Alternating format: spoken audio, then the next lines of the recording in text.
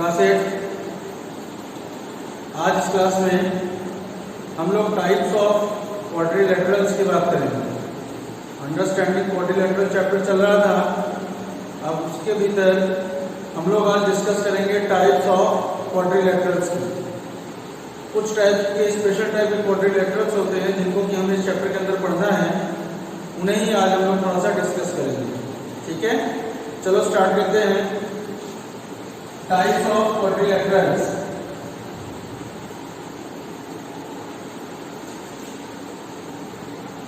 Types of quadrilaterals.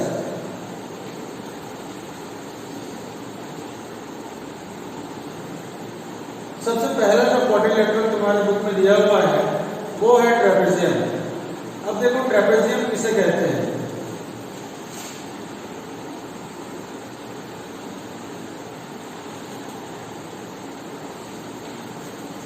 Trapezium, तो trapezium एक ऐसा फिगर है जो कि पॉलीगन है और वो एक क्लोज्ड फिगर है।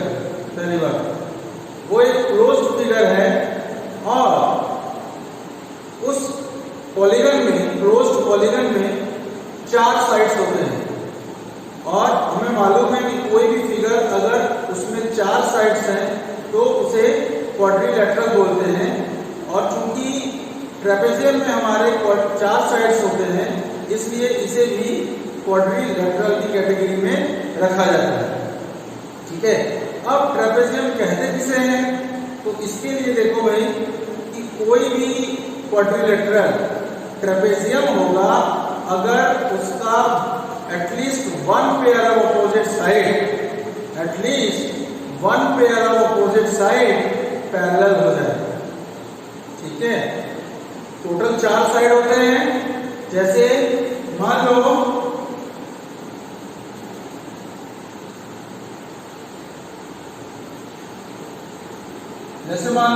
ये एक फिगर है ABCD, इसके 4 वर्टिसेस हैं। ठीक है, इसके 4 वर्टेक्स हैं ABCD। तो हमें क्या बताना है कि ये ट्रेपेजियम क्यों है।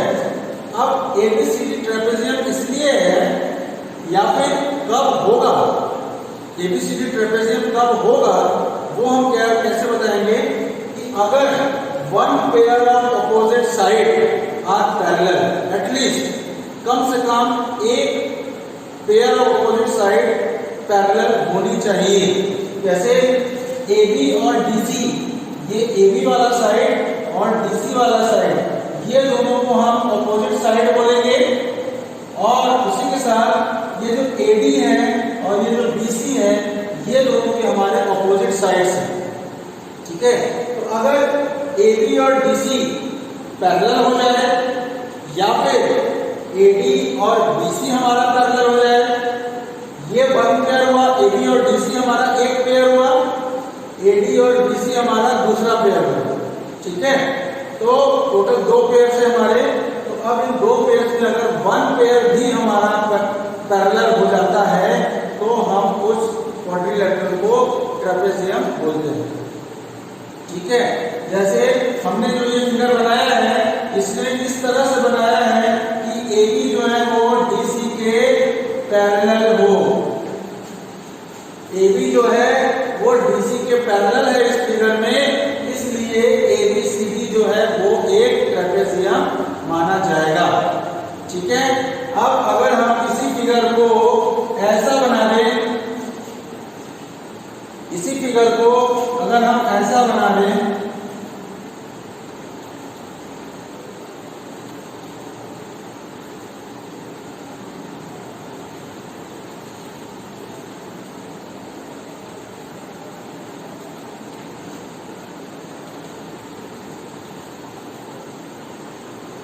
और नाम दे दें ऐसे ABCD, और तुमसे पूछा जाए कि क्या ABCD ये ट्रेपेजियम है, तो देखो भाई यहाँ पे भी ABCD जो होगा वो हमारा ट्रेपेजियम होगा। क्यों? क्योंकि AB और ये जो DC है दोनों आपस में पैरेलल हैं। AB और DC दोनों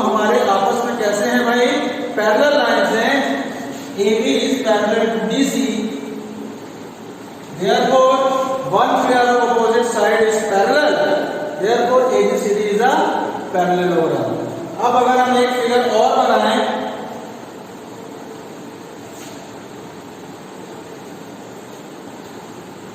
सपोज हमने ये फिगर बनाया ABCD, देख लो भाई, हमने ये फिगर बनाया है। अब हम कह रहे हैं कि क्या ये ट्रेपेजियम है, तो इसके लिए देखो भाई, इसमें भी देखो one pair of opposite side AB और BC हमारे आपस में पैरेलल दिख रहे हैं, और यहाँ पर ये जो AD है और ये जो BC है ये भी हमारे पैरेलल है। मतलब इसमें दोनों पेयर जो है वो आपस में पैरेलल है, यानी कि AB is parallel to BC and AD is parallel to BC। ठीक है, और हमने ट्रेपेजियम की डेफिनेशन में बताया कि at least one pair of opposite side should be parallel, कम से कम एक पेयर अपोजिट साइड्स का वो पैरेलल होना चाहिए। अब यहाँ पे दोनों पेयर जो है वो पैरेलल है तो कोई दिक्कत नहीं है, एक तो है ना, एक से ज्यादा होगा तो चलेगा, लेकिन एक से कम नहीं होना चाहिए। ठीक है, इसमें तो हमारे दोनों ही पेयर पैरेलल है, अपोजिट साइड्स, दोनों ही अपोजिट साइड्स के जो पेयर है वो पैरेलल है, इसलिए भी ये जो फिगर है ये भी हमारा ट्रेपेजियम होगा। बात समझ में आ रही है? अब कौन सा नहीं होगा भाई?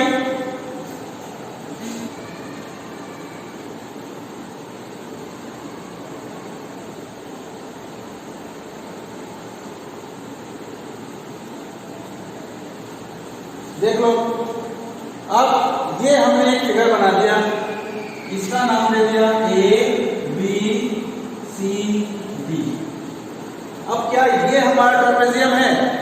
तो देख लो भाई, ये हमारा ट्रेपेजियम नहीं है, क्योंकि अब देखो इसमें भी AB और CD हमें कुछ कुछ पैरेलल लग रहे हैं, तो इसको हम ऐसा करते हैं कि इसको कुछ इस तरीके से बनाते हैं कि ये पैरेलल ना दिखे।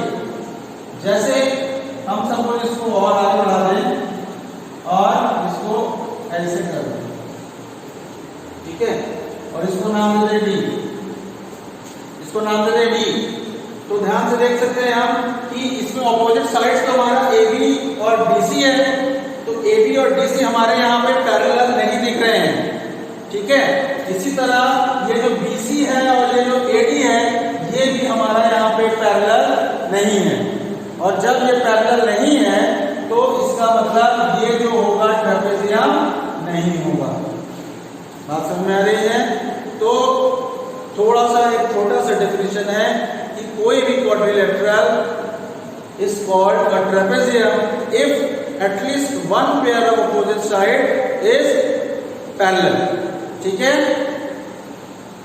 समझ में आ गया भाई ट्रेपेजियम की बात? अब देखो भाई, ट्रेपेजियम में हमारे दो डायगोनल्स होते हैं। डायगोनल्स की अगर हम बात करें तो ट्रेपेजियम में हमारे 4 वर्टेक्स होते हैं। देखो 1 2 3 4 वर्टेक्स होते हैं, और उसके अलावा हमारे पास 4 साइड्स भी होते हैं, जैसे एक AB BC CD और DA, ये 4 साइड्स हो गए हमारे पास। उसके अलावा अगर हम डायगोनल्स की बात करें तो हमारे पास 2 डायगोनल्स होते हैं भाई। किसी भी ट्रेपेजियम में हमारे पास कितने डायगोनल्स होते हैं? 2 डायगोनल्स होते हैं हमेशा। ठीक है, और इन जनरल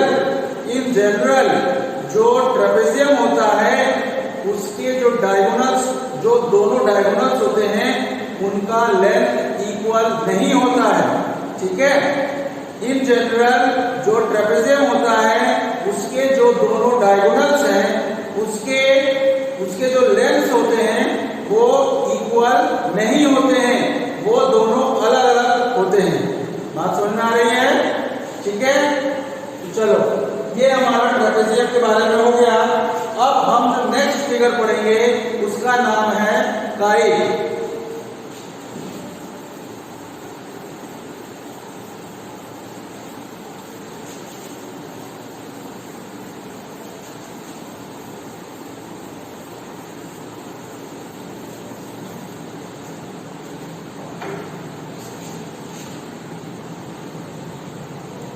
काइट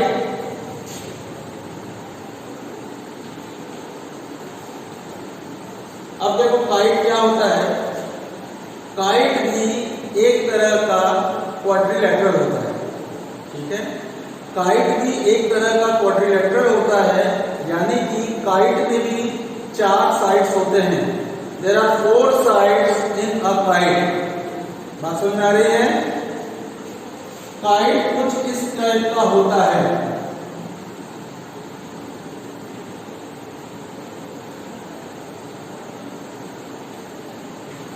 काइट कुछ इस टाइप का होता है। इसको अगर हम नाम दे दें ABCD, ठीक है। अब काइट में क्या खासियत होती है, काइट में जैसे AB और AD ये दोनों हमारे एडजेसेंट साइड्स कहे जाएंगे। AB और AD ये हमारे एडजेसेंट साइड्स कहे जाएंगे, और ये जो BC है और ये जो DC है ये हमारे एडजेसेंट साइड्स कहे जाएंगे, ठीक है। तो इन 4 साइड्स में, क्योंकि काइट में 4 साइड्स होते हैं, तो काइट में जो चारों साइड्स हैं उसमें 2 एडजेसेंट साइड्स ऐसे होंगे जिनका की लेंथ हमेशा बराबर होगा, ठीक है। 2 पेयर ऑफ एडजेसेंट साइड्स ऐसे होंगे जिसमें कि लेंथ दोनों साइड्स का बराबर होगा, तभी हम उसे काइट बोलेंगे। जैसे ये जो हमने फिगर बनाया है इसमें AB और AD को हमने इस तरह से बनाया है कि AB और AD हमारा बराबर हो, ठीक है। AB और AD इन दोनों का लेंथ जो है वो हमारा बराबर होना चाहिए, और ये जो BC है और ये जो DC है इन दोनों का लेंथ हमारा बराबर होना चाहिए। तो अगर इन दोनों का लेंथ बराबर है और इन दोनों का लेंथ बराबर है तो हम इस फिगर को काइट बोलेंगे। बात समझ में आ रही है? हम इसी फिगर को दूसरे तरीके से भी बना सकते हैं भाई, इसको हम ऐसे भी बना सकते हैं।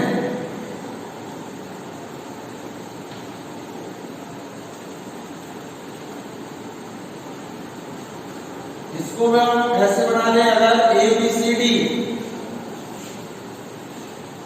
इसको अगर हम ऐसे बना दें और पूछे कि क्या ये काइट है, तो ये काइट कब होगा भाई, जब हमारा ये जो AB है वो AD के बराबर हो जाए और ये जो BC है वो DC के बराबर हो जाए। मतलब एडजेसेंट साइड्स बराबर होने चाहिए, ये ध्यान देना। हमेशा जो है हमारे एडजेसेंट साइड्स बराबर होने चाहिए। अगर एडजेसेंट साइड्स हमारे बराबर हैं, कोई भी 2 पेयर ऑफ साइड्स, तो हम उस फिगर को काइट बोलेंगे, ठीक है। उम्मीद करते हैं समझ में आ रहा होगा भाई। अब काइट में भी जैसे ट्रेपेजियम में हमने बताया कि 4 वर्टेक्स होते हैं, इसी तरह काइट में भी हमारे पास 4 वर्टेक्स होते हैं, ठीक है। और काइट में सेम जैसा ट्रेपेजियम में होता है वैसा ही 4 साइड्स भी होते हैं, ठीक है। काइट में भी हमारे 4 साइड्स होते हैं। नंबर ऑफ साइड्स कितने होते हैं भाई? 4 साइड्स होते हैं। और इसी तरह अगर हम डायगोनल की बात करें, नंबर ऑफ डायगोनल्स की अगर हम बात करें कि एक काइट में कितने डायगोनल्स होते हैं, तो आंसर है 2। There are 2 diagonals in every kite. बात समझ में आ रही है? कोई भी अगर हम काइट शेप का कोई फिगर ले लें, काइट शेप ले लें और उसमें नंबर ऑफ डायगोनल्स की बात करें, तो उसमें हमारे सिर्फ 2 डायगोनल्स होंगे, ठीक है। और इन जनरल जो हमारे काइट्स में जो डायगोनल्स होते हैं उनका लेंथ इक्वल नहीं होता है। जैसा ट्रेपेजियम में लेंथ इक्वल नहीं होता है इन जनरल, इसी तरह काइट में भी जो हमारे 2 डायगोनल्स हैं, एक डायगोनल ये हुआ और दूसरा डायगोनल ये हुआ, ठीक है। तो जो दोनों डायगोनल्स हैं उनका लेंथ सेम नहीं होता है, उनकी लंबाई सेम नहीं होती है। बात समझ में आ रही है? ठीक है। तो ये हमारा काइट के बारे में थोड़ी जानकारी है। अब हम अगर आगे चले तो आगे कौन सा फिगर है भाई? पैरेललोग्राम। ठीक है, अब हम आगे पैरेललोग्राम की बात करेंगे।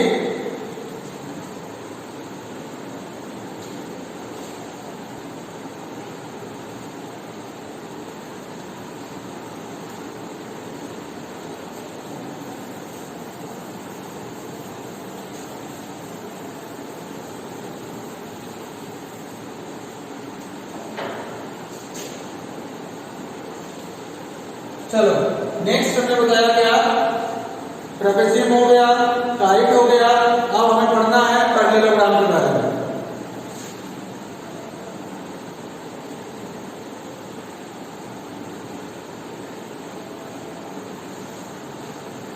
अब देखो भाई पैरेललोग्राम क्या होता है।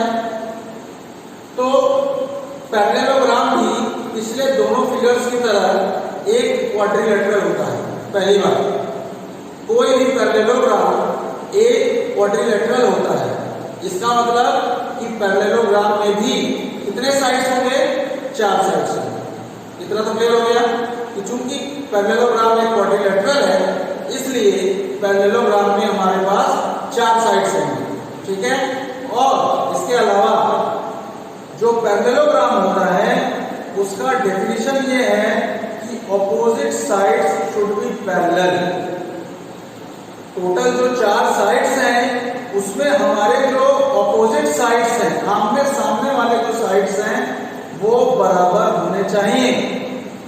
अगर वो बराबर है तब हम उसको पैरेललोग्राम बोलेंगे। अगर एक भी साइड ऐसा हुआ कि वो ऑपोजिट के पैरेलल नहीं मिला तो फिर हम उसको पैरेललोग्राम नहीं बोलेंगे। फॉर एग्जाम्पल,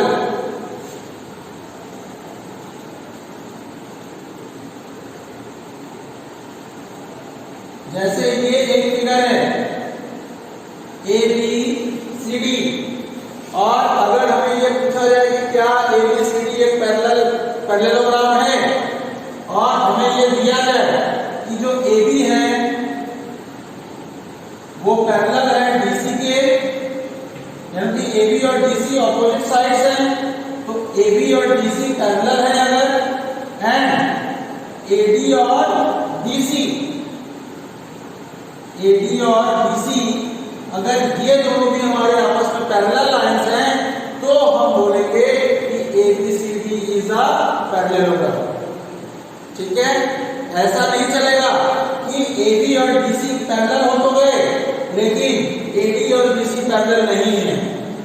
अगर ऐसा केस आता है कि one pair of opposite side is parallel but the other pair of opposite side is not parallel, तो हम उस केस में उस फिगर को पैरेललोग्राम नहीं बोलेंगे। ठीक है, पैरेललोग्राम होने के लिए मस्ट है क्या कि हमारा जो दोनों पेयर ऑफ ऑपोजिट साइड्स हैं वो पैरेलल हो। ठीक है, तो अगर इसमें AB और DC हमारा पैरेलल हो और AD और BC भी हमारा पैरेलल होना चाहिए, तभी हम दोनों को मिला के कहेंगे कि ABCD इज अ पैरेललोग्राम। बात समझ में आ गया?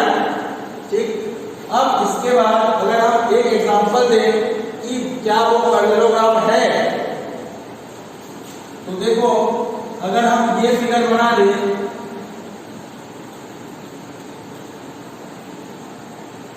नाम दे दें ABCD,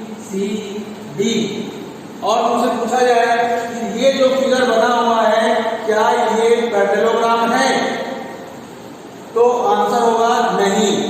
क्यों नहीं होगा भाई?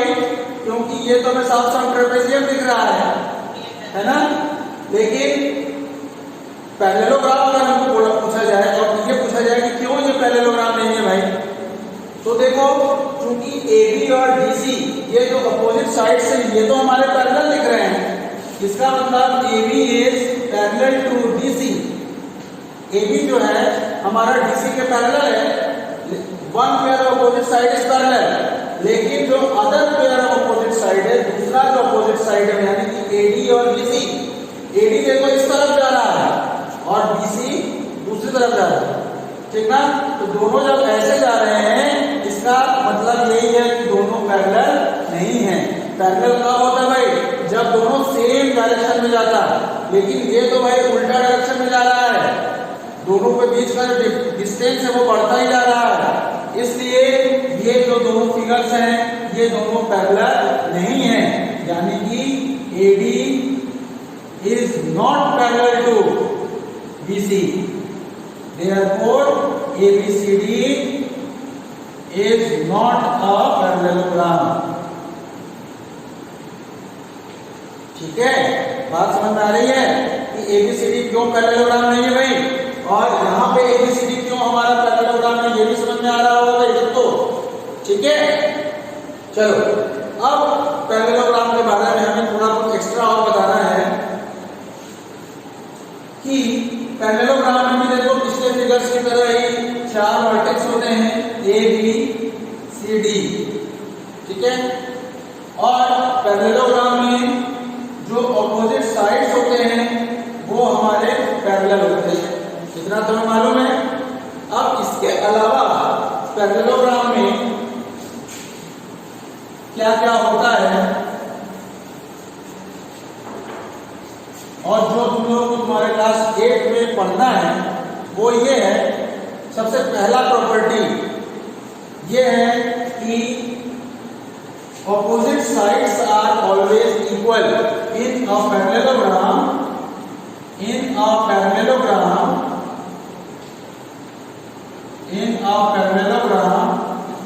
opposite sides are equal। Opposite sides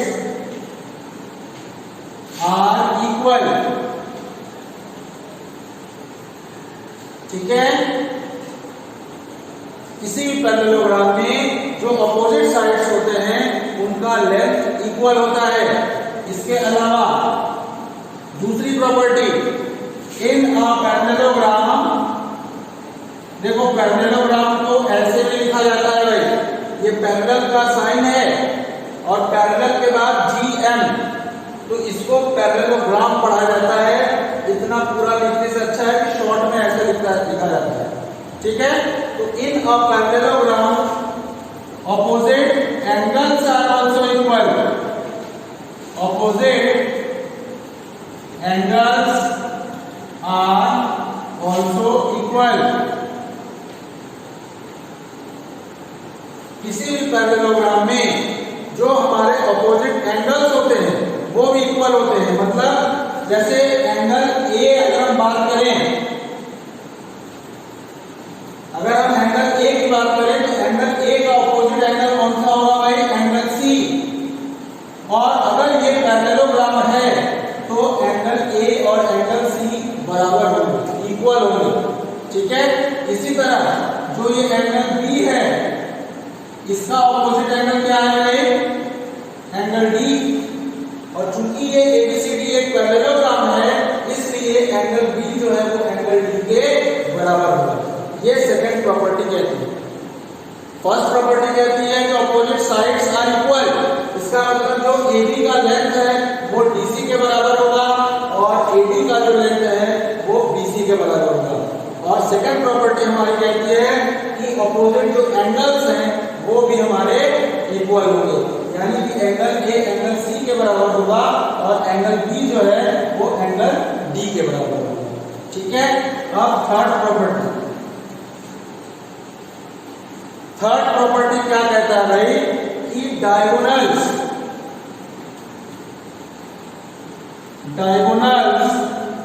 of a parallelogram bisect each other. Diagonals of a parallelogram bisect each other. ठीक है, किसी भी पैरेललोग्राम के जो डायगोनल्स होते हैं वो एक दूसरे को बाइसेक्ट करते हैं, यानी कि अगर हम यहाँ पे कोई एक डायगोनल A को C से मिला दें तो ये हमारा एक डायगोनल होगा, और अगर हम D को B से मिला दें तो ये हमारा दूसरा डायगोनल होगा।